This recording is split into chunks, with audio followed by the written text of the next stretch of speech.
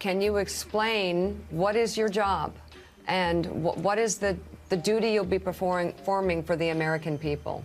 It's taking questions, tough questions on many days from the press. It's also being straight and transparent. Hunter Biden demanding $10 million from a Chinese energy venture, promising the Bidens are, quote, the best. Now, the revelations come following the messages released last week that showed Hunter used his father to pressure a Chinese associate. That message came out of testimony from an IRS whistleblower who claimed there was political interference in the federal investigation into Hunter Biden.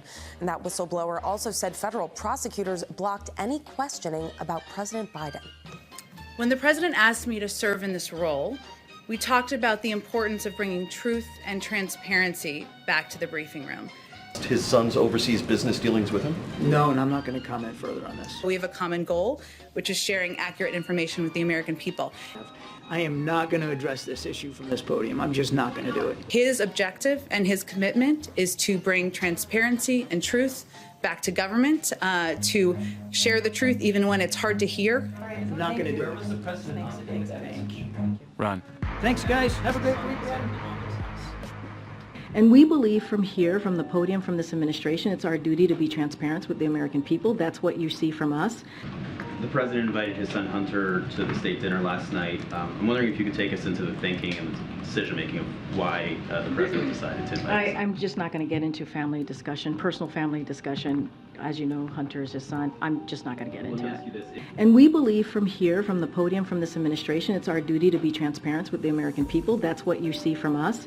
If Hunter Biden wasn't the president's son, would he have invited someone who had just reached a plea agreement with a federal prosecutor? As it relates to anything related to Hunter, I'm just not going to respond to it from here.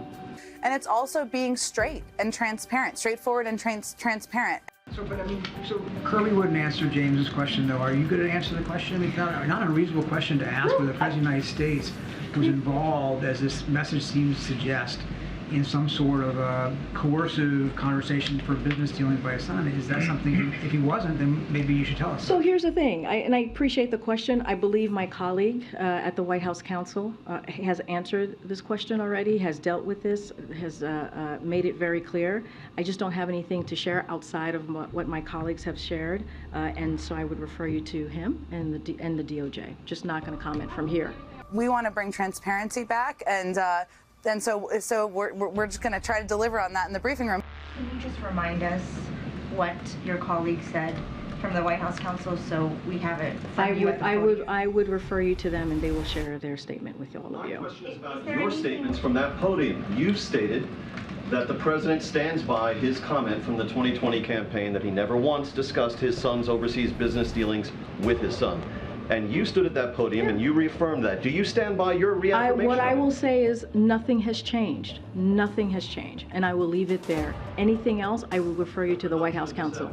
The power of this podium and the power of truth and the importance of setting an example of engagement and transparency. Is there anything that you can say with regard to this text message and what the president's son was alleging? Was the president there or not? I would refer you to my colleagues at the White House Counsel. They have addressed this, and I refer you to them. Really, the job, the back and forth is the job. You know, the back and forth and that healthy debate and that healthy discussion in the briefing room is part of the job of the White House press secretary. Go ahead. Have you spoken to the president about this? Have you asked him whether he was there with his son on July 30th? This is not a conversation that I've had with the president. Again, I would refer you to the White House Counsel. The power of this podium and the power of truth and the importance of setting an example of engagement and transparency. To have that conversation with the president? No. Did the president speak with the Attorney General at all?